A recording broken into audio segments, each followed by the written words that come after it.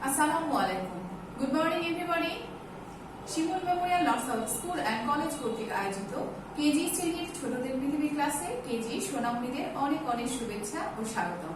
কেমন আছেন বাবুরা? আশা করি সবাই ভালো আছেন। আমিও ভালো আছি আলহামদুলিল্লাহ। বাবুরা, এখন আমরা অনলাইনে ক্লাস করছি, করতে করতে কিন্তু আমরা অভ্যস্ত হয়ে গিয়েছি, তাই না?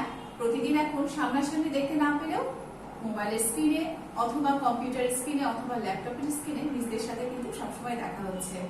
তাই আমাদের কিন্তু কখনোই মনে হচ্ছে না আমাদের বাবুরা আমাদের থেকে দূরে আছে, তাই তো? খুব শীঘ্রই আমাদের সাথে সামনাসামনি দেখা হবে, কিন্তু তার আগে কি করতে হবে? আমাদের কিন্তু স্বাস্থ্যবিধি মেনে চলতে হবে। যেভাবে আমরা এতদিন চলে আসছি ঠিক সেভাবেই কিন্তু আমাদের মেনে চলতে হবে। পরিষ্কার পরিচ্ছন্নতা কিন্তু কি আমাদের ঈমানের অঙ্গ, তাই তো পরিষ্কার পরিচ্ছন্ন থাকা কিন্তু আমাদের জন্য সবসময় জরুরি।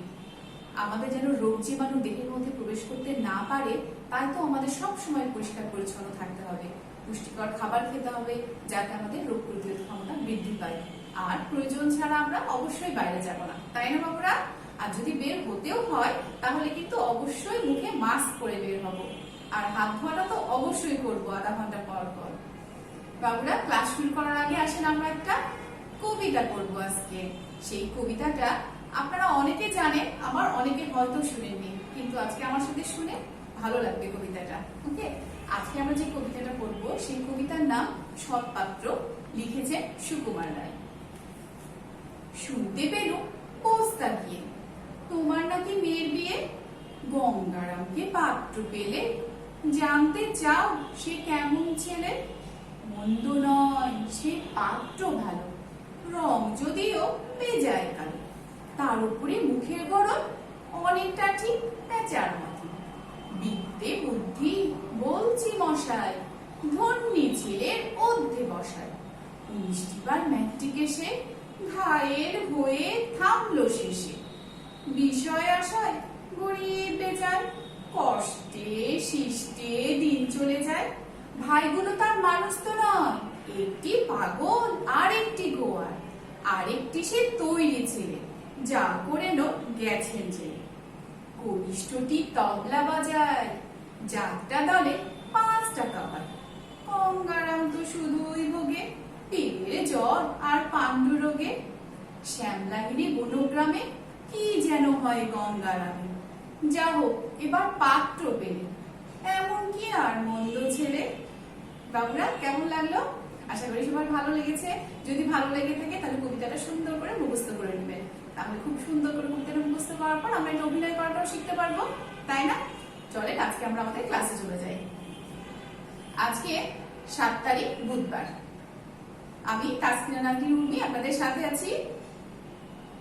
আজকে আমরা যে বিষয়টা পড়বো সেই বিষয়টা হচ্ছে ট্রাফিক আইন ও রাস্তা পারাপার সম্পর্কে ধারণা।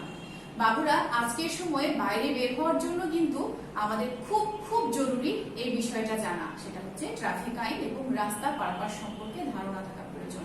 রাস্তায় বের হয়ে কত গাড়ি ঘোড়া রিক্সা যাচ্ছে, এই সময় যদি আমরা ট্রাফিক আইন ঠিক মতো না জানি তাহলে কিন্তু রাস্তা পার হতে যে কি হবে, অ্যাক্সিডেন্টের সম্মুখীন হতে পারি, তাই না? আবার নিয়ম কানুন না মেনে চললে কি হবে? আইনের আওতায় পড়তে পারি, পুলিশ এসে ধরবে, বলবে যে আপনি তো নিয়ম কানুন মেনে চলেন নাই। তাই আমাদের সাধারণ জনগণ হিসাবে সবার কিন্তু এই ট্রাফিক আইনটা জানা খুব জরুরি। আসেন তাহলে আমরা জেনে নিই। আমরা রাস্তায় বের হওয়ার সময় কিন্তু এই চিহ্নগুলো প্রায় দেখতে পাই, কিন্তু এই চিহ্নগুলো কেন ব্যবহার হয়, কোথায় ব্যবহার হয় সেটা সম্পর্কে আমরা জানি না। আজ আমরা সেগুলো সম্পর্কে জানবো। ওকে, আসেন তাহলে প্রথমেই জেনে নেই যানবাহন চলাচল নিয়ন্ত্রণ, পথচারী পারাপার ও দুর্ঘটনা এড়ানো যায় কোন আইনের দ্বারা। এটার জন্য কিন্তু আমাদের দেশে একটা আইন আছে, অর্থাৎ রাস্তায় আপনি বের হয়ে ইচ্ছা মতো যেদিকে ইচ্ছা সেদিকে যেতে পারবেন না। ডান দিকে ইচ্ছা হলে ডান দিকে, বাম দিকে ইচ্ছা হলে বাম দিকে, আবার কোন ভাবে যাবেন কিভাবে যাবেন এটা সবকিছুর জন্য কিন্তু নিয়ম কানুন করা আছে। এবং সেই নিয়মটা বা আইনটা কার দ্বারা নিয়ন্ত্রিত হয়? ট্রাফিক আইনের দ্বারা নিয়ন্ত্রিত হয়। অর্থাৎ আমাদের যানবাহন চলাচল নিয়ন্ত্রণ, পথচারী পারাপার ও দুর্ঘটনা এড়ানো যায় কোন আইনের দ্বারা? ট্রাফিক আইনের দ্বারা। আবার বলে যানবাহন চলাচল নিয়ন্ত্রণ, পথচারী পারাপার ও দুর্ঘটনা এড়ানো যায় কোন আইনের দ্বারা? ট্রাফিক আইনের দ্বারা। কোন আইনের দ্বারা? ট্রাফিক আইনের দ্বারা। রাস্তা পারাপারের জন্য সম্পূর্ণ একটি আলাদা আইন আছে, দুর্ঘটনা এড়ানোর জন্য সম্পূর্ণ একটি আলাদা আইন আছে, সেই আইনটির নাম ট্রাফিক আইন। তাহলে কোন আইনের দ্বারা আমরা এই দুর্ঘটনা এড়ানো যায়? ট্রাফিক আইনের দ্বারা। কোন আইনের দ্বারা যানবাহন চলাচল নিয়ন্ত্রণ করা যায়? ট্রাফিক আইনের দ্বারা। বাবুরা, আশা করি আপনারা এটা মুখস্থ করে ফেলেছেন। চলেন চলে যাই এবার আমরা পরের স্লাইডে। তার আগে দেখেন এখানে কতগুলো সাইন দেওয়া আছে, তাই না? এরকম সাইন দেওয়া থাকে, তার মানে এখানে হাঁটতে বলছে। দেখবেন যে অনেক সময় অনেক রাস্তায়, যদিও আমাদের দেশে সব রাস্তায় না, কিন্তু কিছু কিছু রাস্তায় এরকম একটি সাইন দেওয়া থাকে, একটা মানুষ হাঁটছে, অর্থাৎ ওই সেইখান দিয়ে বোঝানো হচ্ছে যে ওই রাস্তা দিয়ে হেঁটে যেতে হবে। ঠিক আছে? আবার দেখবেন মাঝখানে মাঝখানে এরকম কোনো সংখ্যা দেয়া থাকে, কত কিলোমিটার, আমাদের দেশে বাংলাতে দেয়া থাকে এত কিলোমিটার, এত মাইল, এভাবে করে সংখ্যা দেয়া আছে সুন্দর করে। তার মানে বোঝানো যায় যে আমি যে রাস্তা দিয়ে যাচ্ছি সেই গন্তব্যে পৌঁছাতে আরো কত দূর আছে, সেই সংখ্যা দ্বারা আমরা বুঝতে পারি। তারপর স্টপ, অর্থাৎ যেতে যেতে যদি আমাদের কোথাও থেমে যেতে হয়, সেখানে দেখবেন এরকম স্টপ লেখা থাকে। এরকম আরো অনেক সাইন থাকে। ঠিক আছে, আমরা আস্তে আস্তে জানবো। এরপরে আসি আমাদের খ নম্বর প্রশ্নে, ট্রাফিক সিগন্যাল বা ট্রাফিক সংকেত কত প্রকার ও কি কি? ট্রাফিক সিগন্যাল বা ট্রাফিক সংকেত অর্থাৎ যে সংকেত বা সিগন্যাল দ্বারা আমরা বুঝতে পারবো যে আমাদের ডানে যেতে হবে না বামে যেতে হবে না সোজা যেতে হবে। আমরা তো জানি যে আমরা কোন দিকে যাব, কিন্তু কোন দিক দিয়ে কখন যাব, কখন থামবো, কখন যেতে হবে, এইটা আমরা দুটো সংকেত দ্বারা বুঝতে পারি। একটা হচ্ছে কি ট্রাফিক পুলিশ, আর একটা হচ্ছে সিগন্যাল বাতি। এই সিগন্যাল বাতিটা তো আপনারা প্রায় সবসময় দেখতে পান, রাস্তায় বের হলে বিভিন্ন মোড়ে মোড়ে, বর্ণালীর মোড়ে আছে, সাহেব বাজারে আছে, এরকম অনেক বড় বড় মোড়ে দেখতে পাবে এই তিনটা বাতি আছে। এই তিনটা বাতি দ্বারাই কিন্তু আমাদের বোঝানো হয় যে আমাদের কখন থেমে যেতে হবে মোড়ে যাওয়ার পরে, কখন প্রস্তুতি নিতে হবে যাওয়ার জন্য, আর কখন যেতে হবে।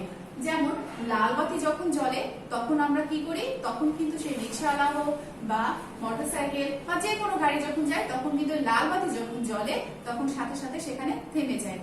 আর দেখবেন যে মিনিট খান পরে, কয়েক মিনিট পরে হলুদ বাতিটা জ্বলে ওঠে। তখন কি বলে, আসলে হলুদ বাতির মাধ্যমে জানানো হয় যে আপনি এখন প্রস্তুতি নেন যাওয়ার জন্য।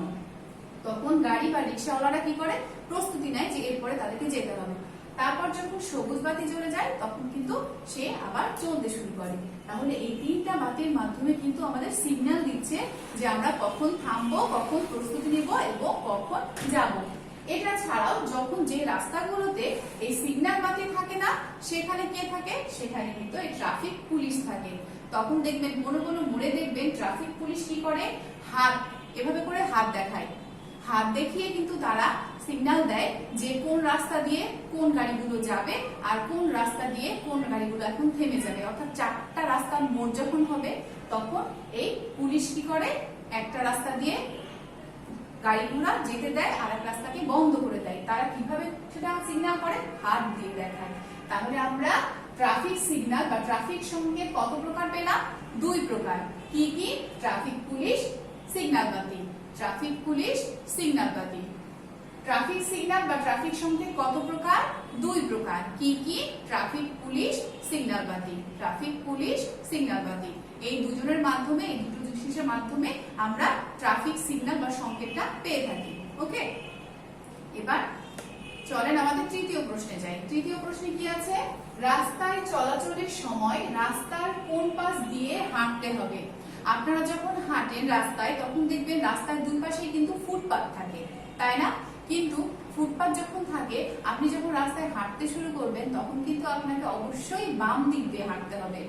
অবশ্যই রাস্তার বাম দিকে যে ফুটপাত আছে বা যে রাস্তাতে ফুটপাতও নেই, সেই রাস্তা দিয়ে হাঁটতে গেলেও আপনাকে অবশ্যই বাম দিক দিয়ে হাঁটতে হবে, কারণ গাড়ি যাতায়াত করে ডান দিক দিয়ে।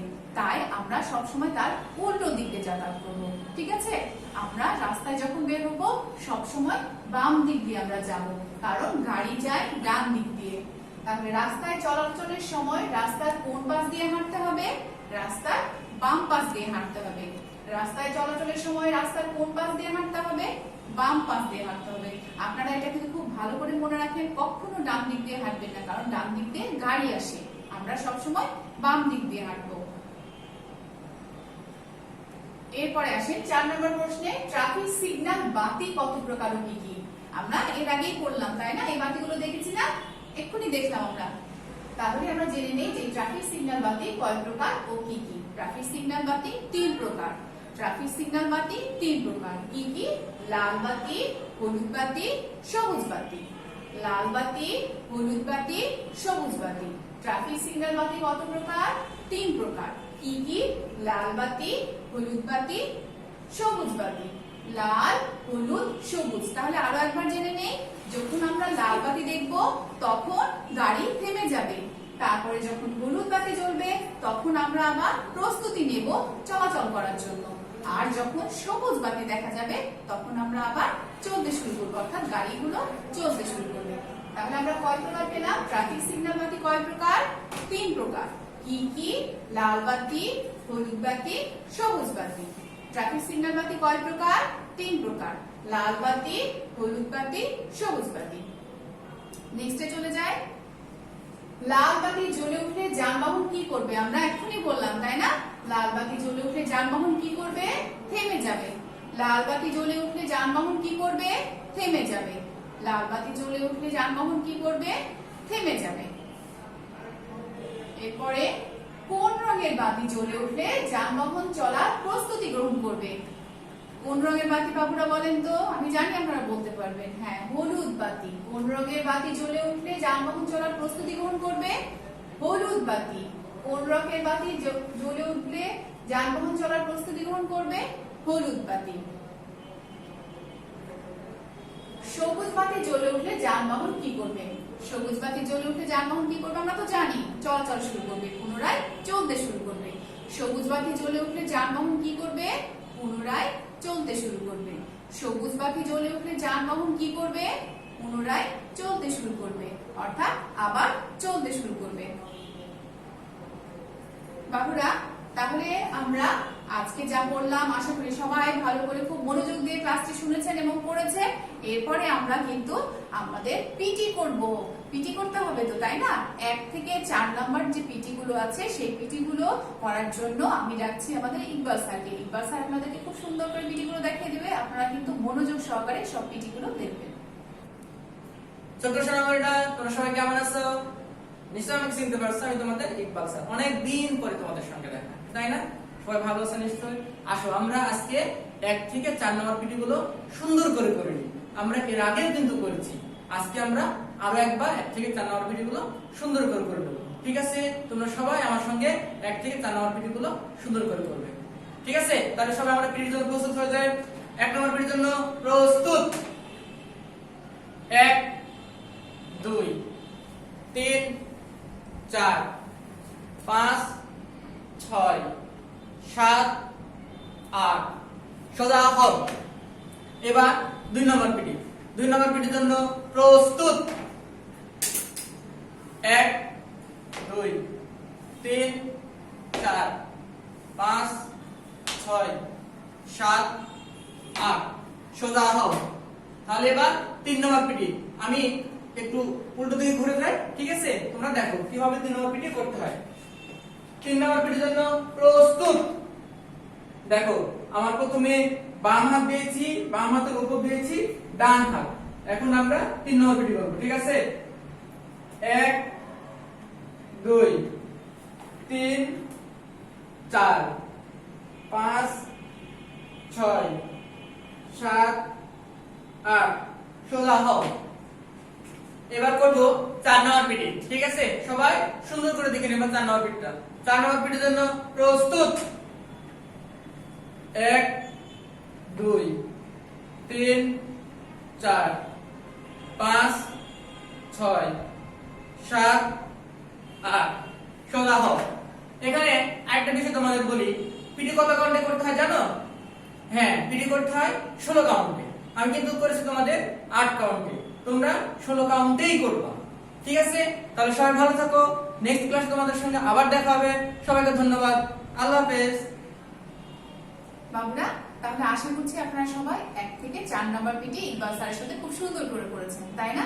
বারবার কিন্তু পিটিটা অবশ্যই বাসায় প্র্যাকটিস করবেন। জানেন তো এই পিটি করলে কিন্তু আমাদের এক্সারসাইজ হয়, তাই না? তাহলে কি হবে, আমাদের হাত পা সচল থাকবে। বাসাতে যদি আমরা প্রতিদিন এই 1 থেকে 4 নাম্বার পিটি প্রতিদিন যদি প্র্যাকটিস করি তাহলে কিন্তু আমরা সুস্থও থাকতে পারবো। তাই পিটিগুলো করা কিন্তু খুব জরুরি বাবুরা। তাহলে সবাই আপনারা ভালো থাকেন। আগামী দিন আবারও আপনাদের সাথে দেখা হবে। এই শীটটির উপরে কিন্তু আগামী দিন ফিডব্যাক হবে। বাসাতে কিন্তু আপনারা অবশ্যই করবেন। সবাই ভালো থাকেন। আল্লাহ হাফেজ।